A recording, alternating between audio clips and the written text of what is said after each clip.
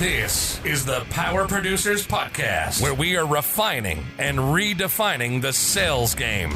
Rule number one is you have to believe in yourself. You're the only one who doesn't think you belong in this appointment. The prospect has already validated your existence by scheduling time with you. Get it through your head you belong here, go in there, crush it, and close the deal. A place where sales professionals can come to learn from other sales professionals and thought leaders that have mastered their craft. The difference between a good salesperson and a best-in-class salesperson is only 2 minutes. By spending an extra 2 minutes on what you might think is a mundane task in the sales game, you separate yourselves from the pack, you grow your book of business, you close more deals, and you retain your accounts. As well as their peers who are still striving for perfection to achieve their why. I have a wife and 4 kids. Failure is not an option. Real sales professionals, real stories, real results. It's no different than being a professional baseball player. You can't be a one-trick pony. You have to be a 5-tool player in order to succeed in this game. This is the Power Producers Podcast, production redefined. Are you ready to feel the power? All right, everybody, we are live, and we have got Miss Jennifer Klages with us today from it's My Choice Insurance, right? Yes, that is correct. My Choice Insurance Group, Chandler, Arizona. I have so many different agency names I have to try and remember that I'm like, oh, crud. I just spaced for a second. I want to make sure I get it right, so I'm glad I did. Yeah, you got it. Nailed it. Awesome. So I've gotten to know Jennifer well because she's kind of, one of the guys in our little mastermind group. And I wanted to have her come on and talk a little bit because Jennifer opened her agency and went through something that a lot of agents go through in terms of getting appointments from carriers and getting carrier contracts. And I remember my first exposure to Jennifer was her presentation at Innovation 2019, where you dove deep into that in front of hundreds of people, which seemed to be an awesome time for you. Yeah, that was a challenge. That was the first time I had ever spoken in front of anyone, like in a room, in a group, on a stage with 800 people. That was the first time I ever talked in public. So go big or go home. Public speaking. Yeah, go big or go home. That was certainly a way to indoctrinate yourself. Right? Yeah. I was fine until I got on stage. Then I got a little nervous. I won't lie. But yeah. I'm sure once you started talking, everything just kind of melted away, though. That's usually how it goes for me. I lived. I knew I was going to live. So that was the important thing. Everything else I could acclimate to. So there you go. Yeah. So how did you get started in insurance? Give us the overview of where you came from and how you got here. So I've pretty much always been in some kind of sales capacity since I was a kid. I mean, I started.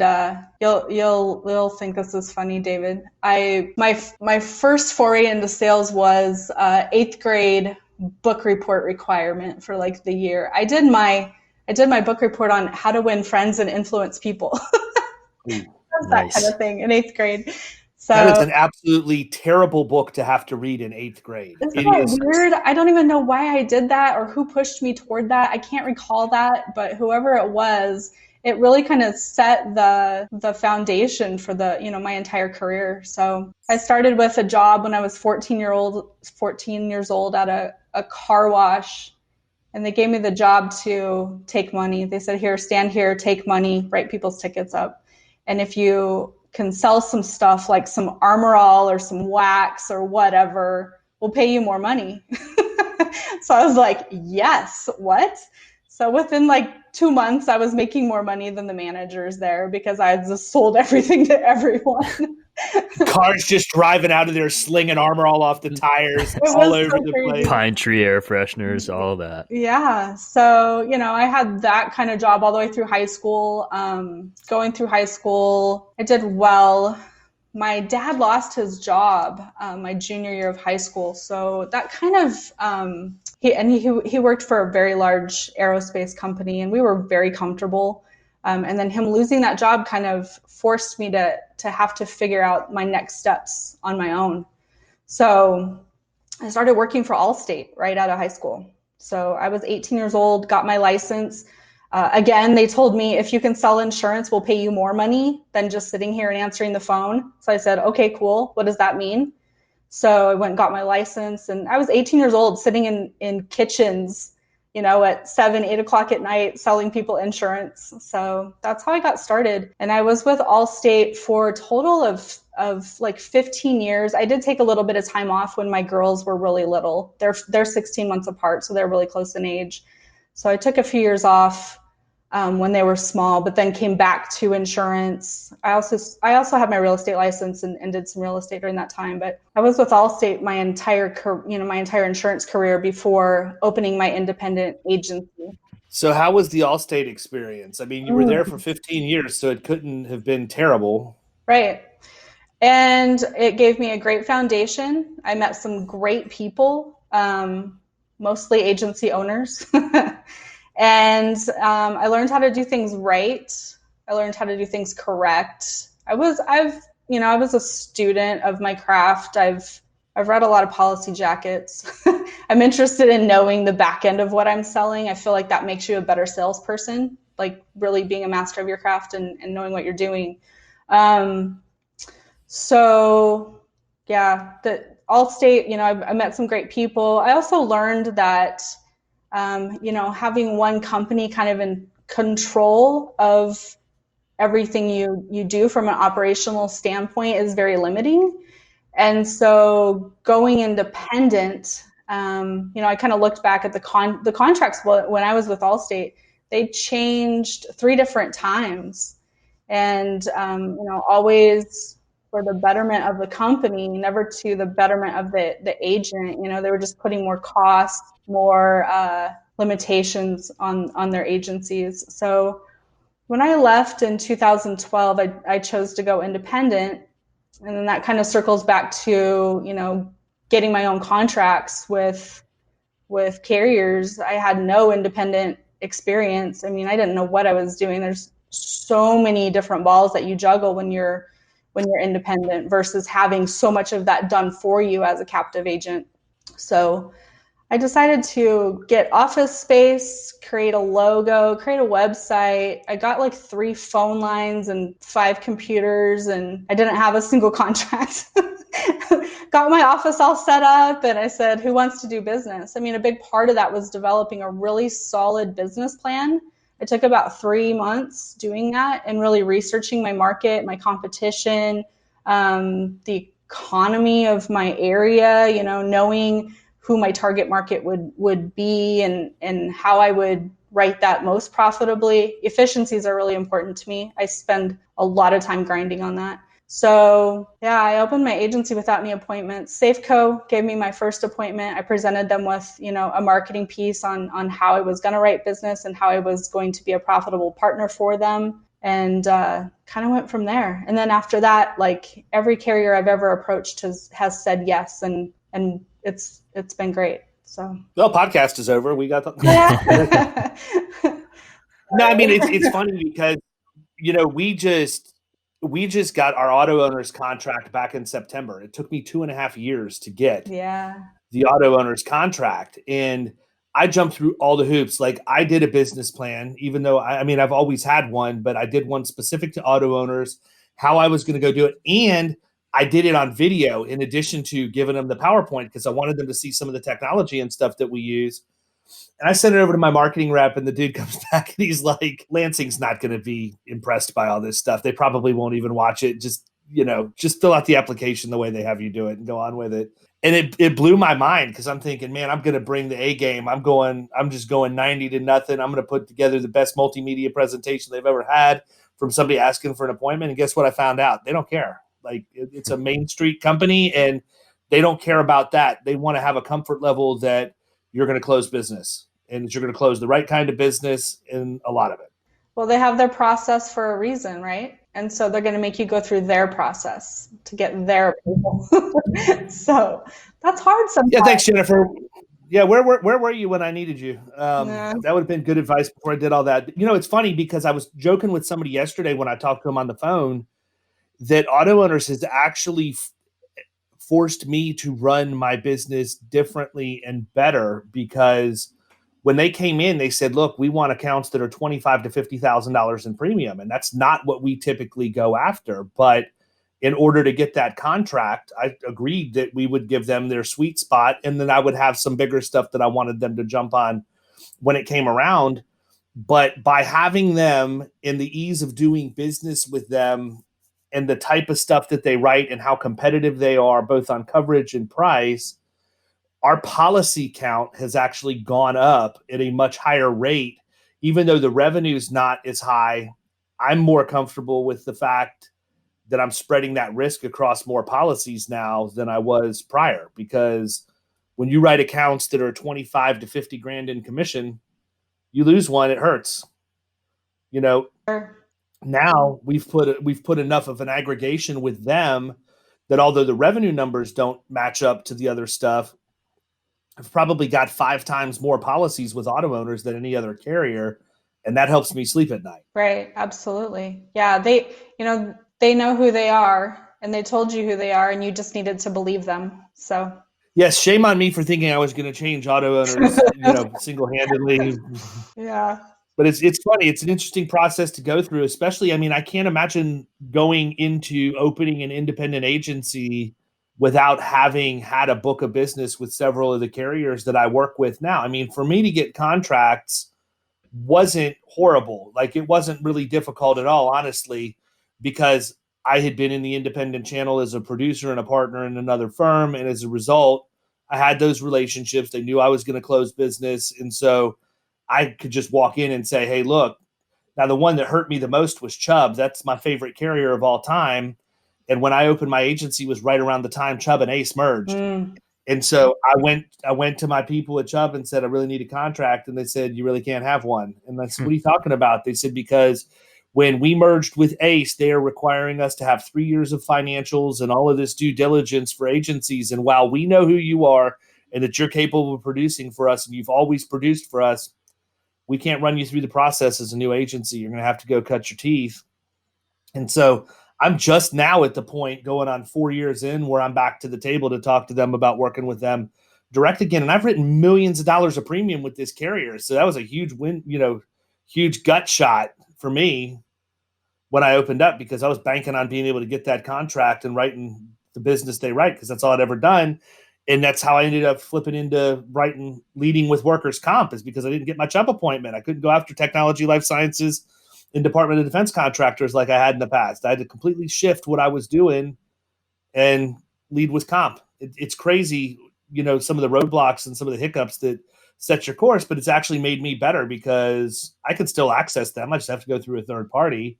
And it's rounded my game out a lot more in terms of some of the stuff that I would go after, because I wasn't nearly as diverse, back in those days. Yeah, for me, if I want something and I get a no, it doesn't mean never. It just means no right now. So sometimes we have to pivot. We have to shore up, on some other things. And, things happen when they're supposed to. I've found, as long as you're pushing forward and doing things the right way. So I agree with that. What we've had a few guests that have come on that have come from, Allstates or Geico, State Farms, like some of the, mainstream insurance companies, and, went and opened up their own insurance agency. What would you say was like the tipping point for you, or what helped you make that decision to do so? Oh, well, I was at a really rough time in my life personally. In 2012, I was working with an agency owner. I didn't own the agency. I was going through a divorce, and I had just moved back to Arizona from Oregon. I'm a native of the town that I'm in now, and so is my dad. So I've been here a long time. But for about 4 years, I lived on the Oregon coast from 2006 to about 2010. A little different climate than Arizona. 180 degrees. Yes, totally different. It was beautiful. And I still have a lot of really great friends there. I still have a lot of connections there. And actually, we're opening an office there right now in process since the end of last year. Things are a little weird right now with the COVID stuff going on.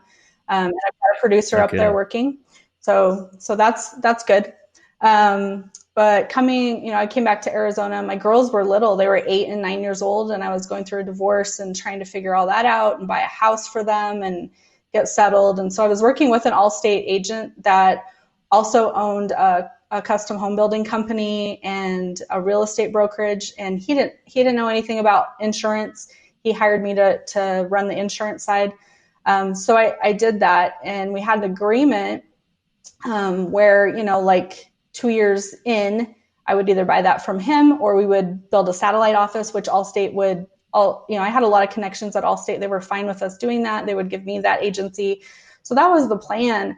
And about 18 months into that, nothing to do with the insurance side, everything came crashing down on the custom home building side and the real estate side, where there were a lot of legal issues that I'm actually not allowed to divulge. And so that whole thing created a massive pivot for me. So it was at the point where, okay, I know how to do this, and insurance is what I want to stay in. It's stable. It gives me the stability I need for my kids. But do I continue with the Allstate thing? Do I continue pushing forward with Allstate, open my own agency? What do I do here? So I talked to the first Allstate agent that I ever worked for, that I worked with for 7 years. I called him and I said, here's what's going on. What do you think? He said, go independent. Why would you continue with these handcuffs? You have the ability and the skills to just hit it and just go independent, get your own contracts. We'll all feed you, basically. So that's how I decided to, go ahead and push forward and do the business plan and see if it made sense, and, really put the research into it and, start building the foundation. So that took me a few months, and then I, found the space and got the contracts and just kind of hit it hard. But, I had no clients. I didn't buy a book. I started from ground zero, but I'm the person who wants to take the last shot. Give it to me. I'll take it. I have a lot of confidence in my ability to produce. I always have, since I started when I was 14 years old selling Armor All. I've never failed at selling. I've always won every sales contest. I've always set every company record. I've always, I'm insanely competitive with myself. So I had a lot of confidence. I wasn't going to fail. So, yeah. Nice. So you left Allstate, you went out, you approached Safeco, you got your first contract with them. How many carriers do you have now that you work with? I have direct contracts with about 17 different carriers today. We have really nice books with about 7 of those I would consider real partners. The rest of it's peripheral, I only added carriers as I kind of met contingency with my first. I met contingency with my first 3, and then I added a 4th, and then I added a 5th and a 6th, and then we kind of went that way. So slow and steady. Yeah, I'm very much is the key. Slow and steady. So. Yeah, I agree with that. I mean, I think that a lot of agencies see carriers and they want to get a contract, and that's what makes it difficult on the rest of us, is because agencies go out and give lip service. Yeah. They don't end up producing. They don't hit their revenue number, and we're dead in the water because you're the next guy coming up or the next lady coming up asking for a contract. And it's like, the last 3 people I've appointed haven't worked out so well. I'm going to pull back a little bit and be a little bit more conservative. I'm 100% with you. This is actually the first year that we've gotten contingency just based on when I started, how I grew the agency, because a lot of my business when I started out was monoline workers' comp stuff. And those carriers we didn't have contingency relationships with. So it was kind of nice to actually see a check for contingency come in this year. And it was, believe it or not, it was from auto owners, and we just got appointed with them last September. So I'm still waiting to have guard step up to the plate. They're supposed to be hooking me up with a little something here, and we'll see what that looks like. But I think next year is going to really, really, really be a good year for us because we'll have critical mass with auto owners more so than we have now. We got a tiny little check from them. It was cool to say that we qualified for profit sharing, but it's paid out off of earned premium. Well, we got appointed the second week of September. So how much premium really were we able to earn? Not much, but by the time the end of the year hit. So this next year this will be like, I'll feel like a real agency owner at the end of this year. Like when I get my first real heavy profit sharing check, which I'm optimistically counting right now before it ever hits. Speak it. Yeah. Yeah. Absolutely. And I mean, that's the thing. But I think it's interesting, that you say that you can't fail in sales and you haven't. I believe that wholeheartedly. I'm the exact same way. When don't tell me what I can't do, because I will not only do what you told me I was incapable of or what you told me didn't work, and I will multiply that 10x and cram it down your throat. Like, that's just how I operate. I love people who challenge me and say, oh, no, you're not capable of doing that. You're not capable of hitting $1 million in revenue. You're not capable of closing that account. You're not capable. Just nonstop over and over and over again. And that's been my MO. I live with a chip on my shoulder all the time. So does Kyle. Kyle, you can't close that account. Yeah, right. No, I agree with you. I mean, what you said, earlier, Jennifer, reminded me a little bit of how I am competitive against myself, but also my wife's the same way. I mean, she's in sales. She wins every sales contest. It's super annoying. We used to work together, and it was like she would always figure out a way to make it happen. And it was good for me as well because she was part of my team. Right. But I totally relate to that. It also seems, David, that Ethan might have inherited that little trait from you. I saw your post earlier. Yeah. Either that or I got it from him, man. He's an animal, dude. I mean, it's crazy. Most people don't know what it's like, right? So I don't really go around. And that's the other thing too. When you have a child who has challenges, you don't use that as an excuse. The last thing that I ever want my son to be is an excuse for why I wasn't able to get something done. I just work harder to get it done. That's it. And by extension, my kids see that and they learn from it and they understand it. Most people don't know that story. I mean, most people don't know that, how that whole thing went down. And, with Ethan, he had a lot of gastro issues when he was a kid. I mean, when he was a baby, he couldn't keep food down. And we had all kinds of studies done. He had to be scoped. I mean, it was nonstop. Like, he would eat and then just projectile vomit literally within minutes of finishing his bottle. And you never knew like where it was coming from, which direction. Like, you had to be quick on your feet to dodge it, because otherwise you were going to get slimed like Ghostbusters from your kid. And, we went in and he had to go in to have an endoscopy when he was 18 months old. And I'll never forget this. We went to the hospital. The doctor came out, they did the scope, and they said, everything in the scope looks good. We can't find the problem. And all of the specialists are here right now. We'd like to go ahead and admit him and run him through all of the tests over the next day or two so that we can basically see what's wrong with him. So, obviously as his parent, we're all for it, right? And we want to make sure that we're doing everything we can for him to figure out what's going on. And I'll never forget leaving to come home and get myself an overnight bag, and get my wife an overnight bag, make arrangements for the other two boys, because Caroline was not even a figment of my imagination at that point. And I came home and I drove back to the hospital. And when I was pulling back in, retracing my steps, I look up and I realize I'm pulling into the pediatric cancer unit. And I'm just like, you got to be kidding me. Like, I didn't realize that it was this serious. I thought maybe he just was having a reaction or whatever else. And so when you see something like that, you think to yourself, oh my God, does he have a brain tumor? What's causing this? Is he dizzy? That he's not even walking or anything. And it's weird because he was always really delayed in his development, right? So he didn't crawl on all fours like a normal kid would. He always crawled. He always did a soldier crawl, and he always left his one leg, his right leg was always dragging. And my wife works with special needs kids for a living. I mean, he could not have been born to a better mother from that standpoint. Like, he was born to exactly the parents he needed to have. My older boys thought it was awesome because they would just go, shoot YouTube videos, and Ethan would always be the wounded soldier because he was dragging his leg behind him, and they thought that was funny.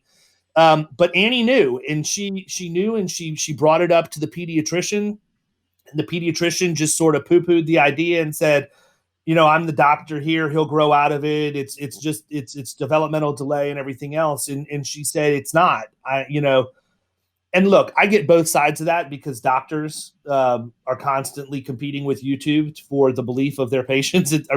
Google for the belief of their patients at this point. The internet has probably made the medical profession very, very difficult.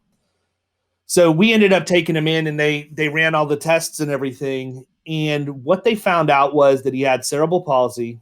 He had an agenesis of the corpus callosum, which means the corpus callosum is the part of your brain that holds the two hemispheres together. So his is only about half developed, and nothing will ever happen with that going forward. There's nothing you can do for it. And basically his right and left brain don't talk to each other. So he's very irrational sometimes, very quick-tempered, and all of that. And then he also has what's called paraventricular leukomalacia, which is a fancy way of saying low white brain matter. And the issue that you run into with that is that's only formed prenatally. So what happens with low white brain matter is it either stays where it is, or it's progressive white brain disease, and progressive white brain disease is 100% fatal. So we had to get his MRI. So we got an MRI. And the only way they can diagnose this is by taking an MRI and waiting 18 months and taking another MRI. So for 18 months, we lived every day not knowing if he would live to see 10 years old or not. And I mean, that is a very humbling time in your life because as a parent, you want to be able to fix everything. You want to be able to control everything. Like if I could have taken his issues and made them mine, it wouldn't even be a second thought.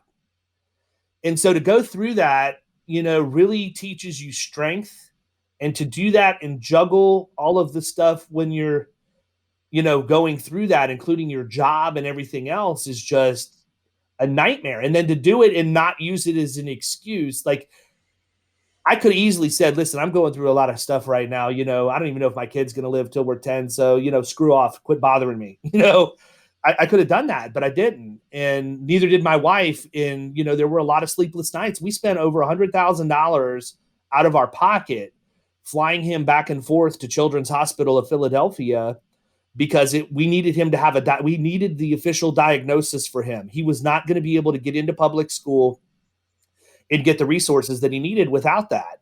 And Children's Hospital of Philadelphia has the #1 pediatric neurology unit in the entire country. And so when we went from Tampa, where you're dealing with a pediatric neurologist, to you're dealing with 50 pediatric neurologists, and one of them's a specialist in exactly what's wrong with your kid, it's a whole different animal, right?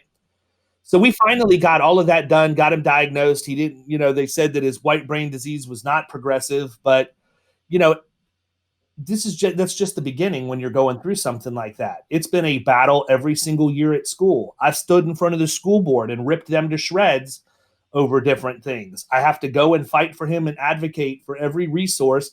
And it's not just me, it's my wife.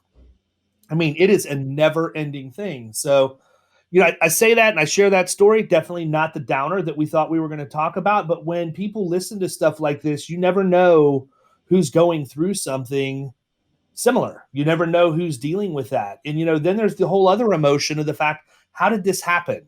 Where did it come from? And they basically traced it back to the fact that it came through my wife's umbilical cord because she had a virus. So then I have to deal with whether or not she's blaming herself for all of this happening. And it's just, hey, this freak show, you know what I mean? But all of that to say, Ethan has inherited some really competitive and really stubborn genes from both sides.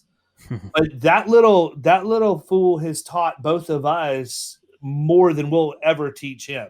I mean, it's crazy. And so we were laughing last night because now he's into playing Fortnite online with all of his cousins, right? So they all get in these party groups.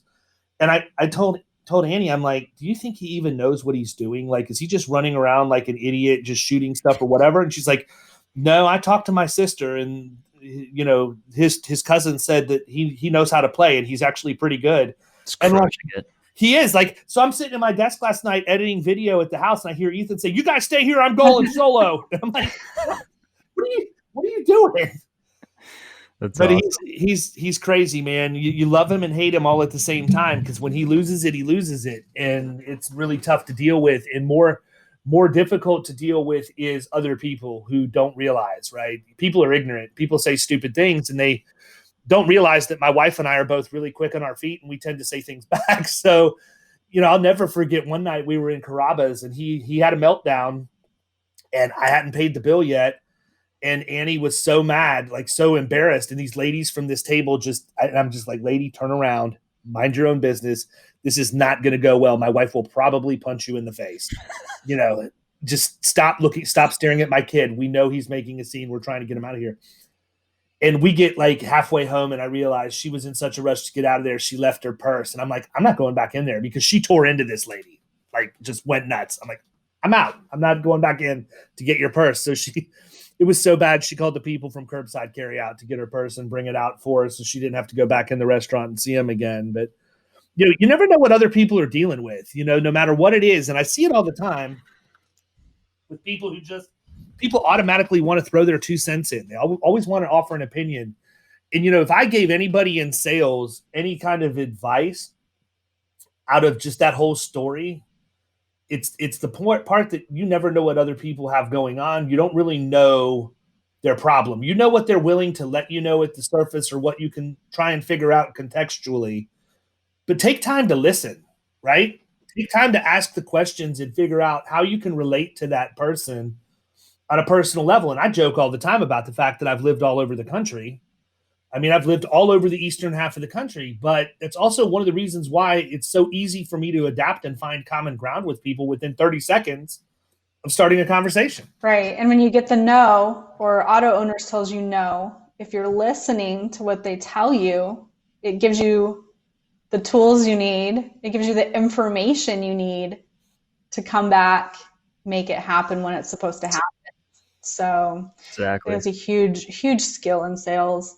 And, it's like, once we get to the point where I'm 46, I've been through a few things. I'm intentional now about the things that I do. I would imagine that going through that with your son and continuing to go through that, because it's going to be something that you guys have to manage.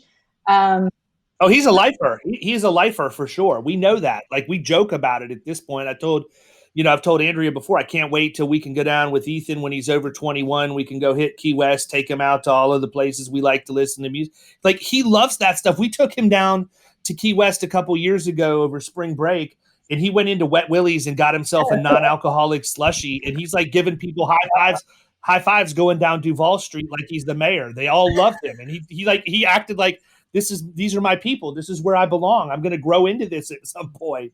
Oh, I am seeing that kid as he's going to be your best salesperson one day. He's going to be your best sales guy.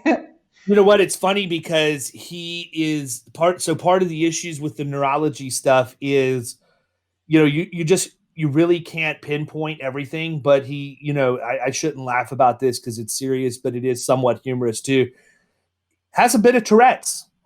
And he doesn't mind flying off with the Tourette's. So like he'll do a nervous tick or whatever, but you never know what's going to come out of his mouth. Like, I wish I had like a little editor that I could just beep him out sometimes, because he lets it fly. Kyle's heard him let it fly, so, but he's really OCD too. And I don't mean that in like the trite way that people say it. He really he comes to my office and I can tell you what his routine's going to be. And it's now, do you have Fabuloso here?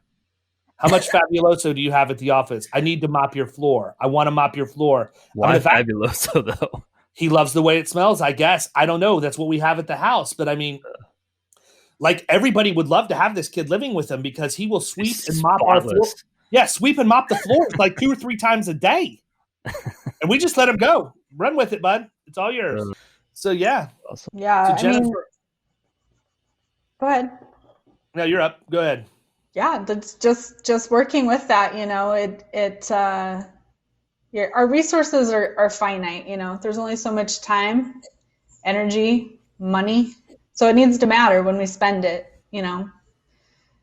It's currency, all of it. So the time and the energy, if you're going to, you know, spend time away from your family, it needs to matter. That's why winning is important. I'm sorry, but winning, especially in sales and when you're a small business owner, very important.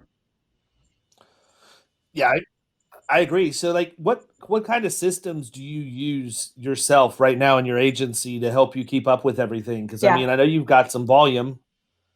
And I mean, that's a lot to manage. I've never really asked you. I've heard you talk about it briefly, but I mean, it's Well, pretty I manage a impressive. lot of things like in a very old school way of being kind of very intentional and efficient at doing things.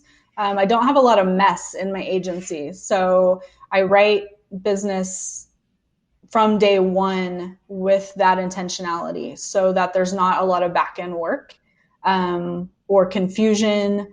You know, we don't have a lot of billing issues because of the way that we write things. We don't touch things more than once a year because of the way we write things. But as far as the technology stack, I am weak. That is one thing that I need to be able to push to the next level and then continue to scale. I need to get that dialed in. That's been it's been a real challenge because I don't find there aren't a lot of perfect systems out there today that don't require the marrying. And I would say that is one of the biggest challenges of being an independent broker. You have so many different systems that you're working in from the carrier side, and then to try to then integrate 3, 4, 7 systems and then have your team adapt to all of those things. I find a lot of that really disruptive, which is the opposite of effectiveness. So, you know, when I'm considering a solution, I'm always kind of looking at the back end, like how is this going to be, how's this going to disrupt our goal, you know, and is it really going to get us there? And I think the industry is so weak in that. It's very frustrating. I know that the folks over at Be Atomic and Neon are trying to create something that works right now. I hope that does. I think that they're doing it right by getting agencies to participate in the creation, because if you just have a team of developers creating something that they think works but have no, you know, real application to it, or you know, application feedback from real end users, that's where you have so much disconnect. So I mean, that's a challenge for us right now. So other than a basic management system and you know, we've kind of used some carrier stuff, we don't really use a lot of that. A lot of my clients are a lot like me. They don't want to be peppered with a bunch of junk all the time. So you know, a lot of us are kind of I don't know, information overload is a real thing, you know, just getting constantly, bombarded with communications that don't really affect your life or aren't valuable. It's noise. So we don't do a lot of that right now.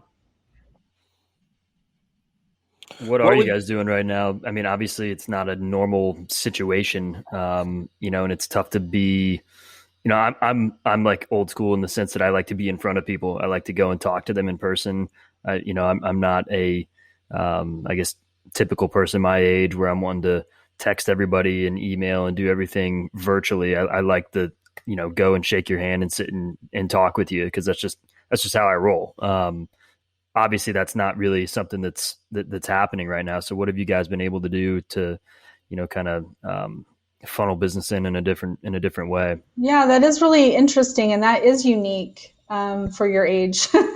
So Kyle's average client is 84 years old. That's so funny. He eats bowls of soup. He eats bowls of soup at 4:00 in the afternoon. I just go and play bridge with him, and you know. Yeah. We actually, most of my clients are mass affluent to affluent. And so most of our communications are done via email. And a lot of those people don't want to be on the phone, and they don't have time to be face to face. They have families. Life is busy now. Life is busy and time is so valuable. So we really try to communicate via email. So what I'm hearing you say is that COVID hasn't really impacted how you do business. No, not at all. I've had not how we direct what we do. I have had, because we are mostly personal lines, I've had more inquiry into like cost saving solutions, which is interesting because, like I said, most of our clients are either mass affluent or affluent. We're in an area where we have a large Intel plant, so we have a lot of well-educated clients. But it's interesting. There are a lot of unknowns right now, and I don't think for the most part people are panicking, at least in my community, my clients. But I think they're paying attention. Where, maybe 3-4 months ago, none of us were really paying attention to how much we were paying for our car insurance.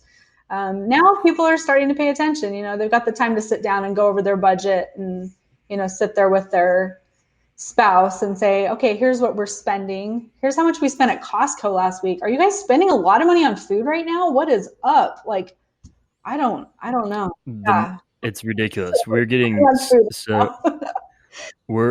my wife is pregnant due June 1st. So we're, closing in on, thanks. Yeah. We're, closing in here. And, so we've been, with all this COVID stuff, we've been doing Shipped, like with, it's a service to deliver the groceries for anyone who is not familiar. But, I swear, like, we're sitting there. I think David was on the phone with me one time when we were having this conversation, but it was like, how the hell is our bill $350, like, between the two of us? Like, what did we buy?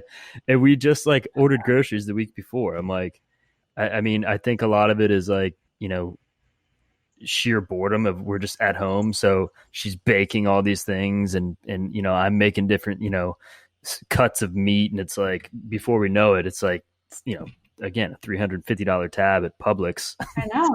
For no reason. So, for that reason, I think people are paying attention, which is wise. Right. If you have clients with good credit that are prudent stewards of their money, they're going to be paying attention to things. So we're getting some of that. So that is different. And we're being, I don't know, just trying to be calm, emotionally calm, more so than usual. I would say we haven't really slowed down from new business. No. I mean, that's been what's been crazy. And the fact that we do have the technology for video quotes and, video conferencing and all of the stuff that we normally use anyhow has been crazy. I was telling I think I was telling Kyle, I sat down and looked at the end of the week last week. And I felt like I had been busy all week. And I'm always busy. Like, I'm going a million different things. I just had the book come out. I'm dealing with Killing Commercial. I'm dealing with the agency. I'm dealing with 4 kids and all of the other, we just lost the dog. So my life is constantly in mass chaos. And so when I say that I feel busy, I really feel busy, you are busy. And that's one of the things. And I look back and we had written like $250,000. I had written like $250,000 worth of premium and never left my desk. Right. And that's so bizarre and so not what we normally do. It's crazy. Well, every challenge creates opportunities, right? If you're paying attention. Again, pay attention. Mm-hmm. Yeah, well, my whole that's the one thing that I'm medicated for is paying attention. But I think that I've said this before. I think that natural selection is at its finest right now. Yeah. I think you're going to see the people that understand that they have to adapt and pivot. I mean, you've said pivot no less than 10 times on this. Have I? Oh boy. On this call, but it's true, right? Like, you have to constantly do that. That's a testament to why you've been successful. Is you recognize that you're not afraid to do it, and you're not worried that you're going to fail at all. No. And I think when you don't have a fear of failure, pivoting's not an issue. You just do it. I believe in favor a lot. I don't know what you think about that word, but I believe that preparedness is really important. I'm never late for a meeting, ever. I prepare the night before for everything. I prepare on Sunday for my week try to teach that to my kids right now because they're both in college or getting ready. My youngest is getting ready to go off to college. So every opportunity. Her daughter's coming down here to UCF. I'm sending Oh, yeah. There you go. Yeah. What's that? I'm sending her to you. Yeah. So I saw that you were a Sun Devil. Is Arizona State as big a party school as they say? it's funny. Her choices were ASU or UCF, and they are basically the same school. Like 1 and 2 on the list. Maybe West Virginia's in there too, but West Virginia has been retired from consideration. Actually, oh really? It was rated number 1 party school by Playboy so many years that they said they're removing it from consideration. Coincidentally, right around the time I was in my prime in that particular city. That's right. Good timing. Timing is everything, right? I was prepared, Jennifer. I bet you were. No doubt. But anyhow, so your daughter, you were talking about trying to teach your daughters. Then we interrupted you. Yeah, sorry. Oh no, just trying to teach them about your success is a reflection of how prepared you are. And willing to put in the work to be prepared. So I think that's hugely important. I'm with you. I get a ton of anxiety if I'm not prepared for something. Like if I haven't gone over it, and like being late drives me nuts too. I mean, it's like same thing. So a lot of similarities there for me. So I think I'm not. Yeah, Dave. Yeah, you're always on time. I think in that I'm not. We're controlling what we can control. Well, Exactly. Yeah. So. Because there's so much that you can't. It's like I need to have some control over something. Yeah. And I'm fine when things don't work and it's something that was beyond my control, Right. Because I can let go of that really easily. And I think that's one thing I've kind of developed, just through getting a little older and going through some things. I'm fine with that.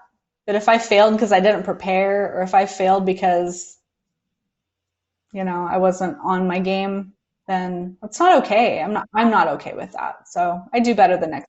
Agree. So here's the $1 million question. This is what everybody's been waiting to hear. Mm-hmm. What the heck are you building in your garage? Oh, so this is the third project that we've worked on with like a trailer. We did a vintage trailer remodel last. Before that, it was a larger trailer. But right now, and what's funny is that this is the first project that I literally said, no, I am not interested in doing this or having this in my garage. And he said, I'm doing it anyway. So we have a Teardrop trailer, which is like an overlander trailer, off-road trailer that we're building right now, and just built it from the frame up. So yeah, that's what's going on in my garage right now. So we're almost done. So we've got. I thought it was a flight simulator. It looks just like a flight simulator. Yeah. From the pictures that I saw, anyhow. It's super cool. It's all duded up. It's got all the fancy stuffs. So yeah, just finish. Where does one acquire the skill set? Where does one acquire the skill set to build a trailer from the ground up? Oh, well, my guy can build like a house from the ground up. So that's. Well, there you go. Well, there's that, but I mean, he's a carpenter framer by trade. And then he works for a custom home building company. He's a project manager for a custom home building company. And he knows electrical, plumbing. He knows, mechanicals. Probably build it's like a foreign engine for you, given the right parts. Drives me nuts. I was putting together the crib in the nursery the other day, and like it was just a nightmare. It was an absolute nightmare. I had zero interest in doing that. And you were using the Allen wrench that came in the box with the kit, right? Dude, and everything is like stripped because this is like so it was my wife's younger cousins, like it was their baby furniture, whatever. So I went to her aunt and uncle's house, picked it up, brought it back. So it's obviously it's like 20 years old, maybe more, whatever. And so like I have to taking it apart and putting it all back together, and all the bolts are stripped. The Allen wrench is like all worn. I'm like, I have Allen wrenches of my own, but the stuff that was stripped. Like there's no way to get anything on it. It was just like that kind of stuff makes me want to blow my brains out. I just can't handle it. Yeah. So kudos to those people who can, I guess. I am absolutely shocked that your wife didn't want to like go get the Mac Daddy baby furniture from wherever. Like, dude, free is good, man. Free is good, especially look. now. You don't have to tell me. I'm all over. If it's free, it's for me. If it's and true, it's nice stuff too. I'll take two. It's it's in good shape. It's nice furniture. So that was awesome that we didn't have to go out and buy that. But just the frustrations of like little thing, like a simple task like that. I'm like the least handy person in the world. So anyways, I'll fight you for that title. Although me and the big cat.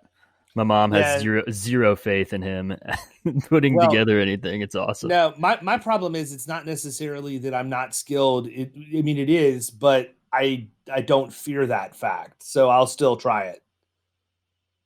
I'll try it, but I get pissed after like 30 seconds, and I just whatever. You should hang out with Ethan then. Yeah. What cracks me up out of all my kids, the one that's the most mechanically inclined is Caroline, for crying out loud. Like she builds everybody else's Happy Meal toys. Like some of these Happy Meal toys, what happened with that whole thing?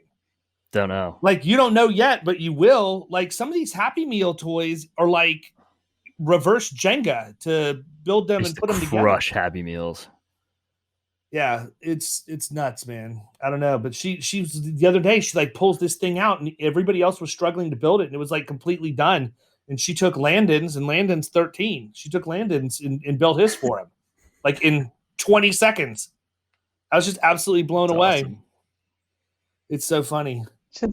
Well, Jennifer, what would be the advice you would give? You've given a lot of advice, actually, and a lot of it I feel like was somewhat directed toward me, whether that was intentional or not. In terms of listening to auto owners and inferring what I should be doing. And listen, I'm not going to lie. There may have been one or two times when I approached carriers for contracts and they said no, that I allegedly wrote them an email telling them I was going to do everything I could to put them out of business by taking business from them. I mean, that may or may not have happened, but what would be the advice you would give? So you were with Allstate for 15 years. You just said, I'm not afraid of failing. What would be the number one or two things you would tell anybody that's looking to move in that direction? To start it on their own, or to go from like captive to independent? You mean just kind of like pushing to a next level, like pushing through? Yeah, both of them. Preparedness is so important. Being resilient is really important. That's what your Ethan is. You know, he's out there on his bike. He's just going to keep going until he figures it out. Failure is not an option unless it is, and then you're not a winner. So, you know, if you're gonna do it, like just do it, make it happen. There's so much in I said earlier, like I really believe that we kind of direct our favor.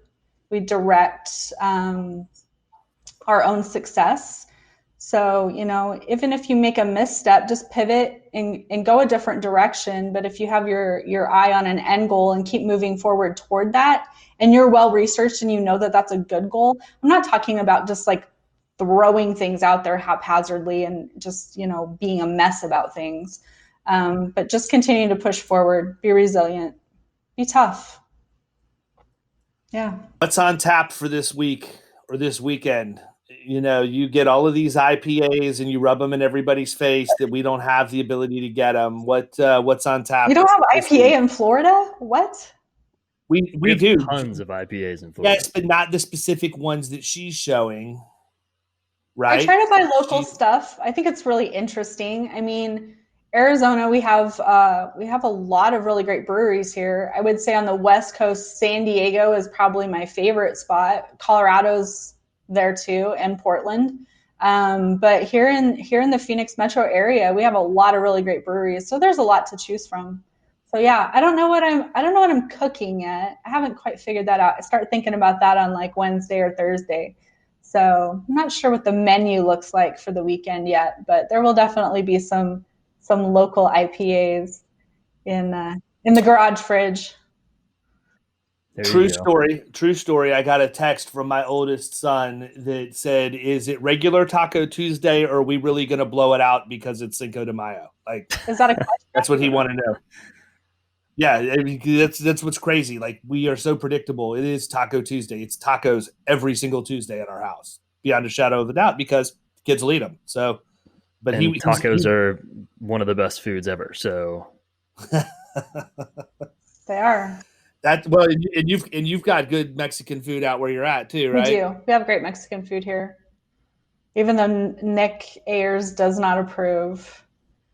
But Nick Ayers coaxed me into watching his Facebook Live where he was advocating for a wet burrito from someplace over the weekend, and I kept waiting and waiting. I told him, I'm like, a what? A wet burrito? Yeah. Please don't. What the hell is a wet burrito? Burrito. Please don't sauce. You eat it with a fork. It's the burrito that's wrapped and has the sauce on the outside that makes it wet. Sounds like an enchilada. No. It would be, but enchiladas are made with corn tortillas. See, you should probably just not even talk about Mexican food right now, because you'd be better served. I'll stick to tacos. Yeah, please go put together some baby furniture with an Allen wrench. I think you have a better chance of succeeding. Good grief. All right, cool deal. Well, listen, we've been going about an hour. Jennifer, thank you. Thank you for coming on. Thanks for your lessons on patience and preparedness. I feel like that when I title this, it's going to have to use alliteration, and it will have a lot of the letter P in it. I don't know. I'm going to lost. I got to think about it. What's your number one? What's your favorite interest when you're not in insurance? What is it? What's your passion? Oh, right now it's my kids. They're so fun. Every stage, whether they were little babies or, terrible twos, that's not terrible. That's fun. That's hilarious when your kid is like losing it, from their their early teenage years to now when they're getting ready to launch. That's pretty much my focus outside of My Choice Insurance today. But I'm really optimistic about the next phase of my life. Like I said, I'm in my mid-40s. I have another 20 years to push hard, which is pretty exciting. So I'm pretty pumped for that. I get the youngest one off to Florida this year, and then who knows? Yeah, it's an exciting talk. You're gonna have you have one in Florida and one that's going to be in New York. Yeah, my older daughter's in New York. She goes to college at RPI at Rensselaer Polytechnic. She's up there. She's doing great up there. She plays tennis for them, and she loves it. So yeah, they're both at home right now. That's been weird, having them both like around all the time and nothing to do and just kind of hanging out. So. But yeah, she wants to get back to New York quickly. I'm proud that I have daughters that are capable of and were so prepared and confident enough to go that far away from home. So I'm in Arizona. I'll have one in New York and one in Florida, and we'll be putting a lot of airline miles on the card this year. There you go. Well, I have to tell you, there's no doubt in my mind where they got that from. So the fact that they're confident and prepared and all of that, we know where they found that stuff. So it's been cool chatting with you. Thank you so much for taking time out of your day. Thanks, guys.